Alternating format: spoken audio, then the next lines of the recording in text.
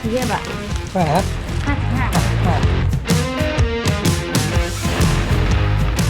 ตอนสังวาลัยคือขึ้นตรงนี้เลยใช่ไหมครับตรงนี้แล้วก็อ๋อ